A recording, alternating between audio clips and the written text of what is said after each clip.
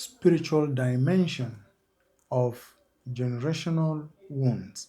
The spiritual dimension of generational wounds are scars of pain and neglect matters God, a family lineage, a bloodline of men and women who, however, the larger family subscribes to religion, do not, whether are Christian, are Buddhists, are Muslim, whichever religion you subscribe to, a lineage of men and women who have no regard for God.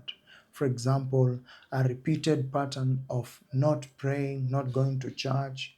Have you seen families where on Sundays or the day of their worship according to their religion, a family lineage of men and women who do not go to places of worship and prayer, who do not spend time with God, who do not pray together, who do not talk about matters faith, none.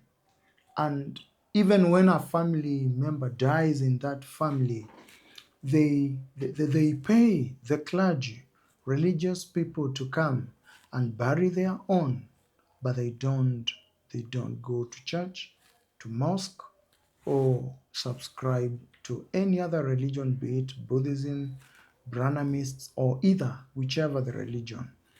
There is that repeated pattern of neglect of prayer, worship, biblical teaching across all generations, a family lineage, a blood group of men and women who do not go to church, mosque, or any other religion they subscribe to. You know, the Bible, I'm a Christian. Let me speak from a Christian perspective. If you look at Exodus, the book of Exodus, chapter 20, verse 5 to verse 6 speaks about the sins of children, rather, parents transmitted to their children, the sins of their fathers transmitted to their children.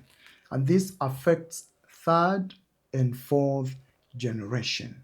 And this means consequences of that sin of neglecting God is transferred from one generation to another, from parents to their children and their children's children. It's transgenerational from third to fourth generation.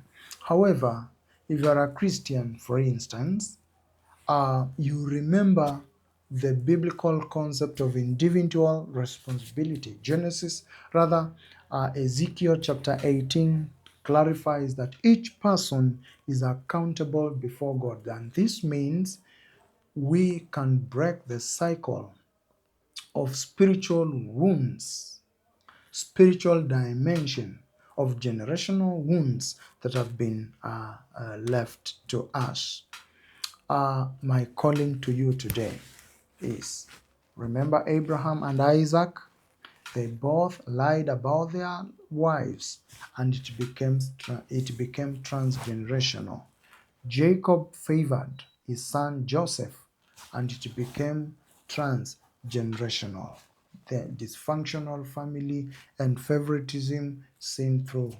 David's household carried unresolved conflicts and crises as a result of David's failure to undertake his fatherly responsibilities when Amnon raped his stepsister Tamar. And this brought rebellion in his house. All these dimensions are reminding us this way out. See you in the next episode.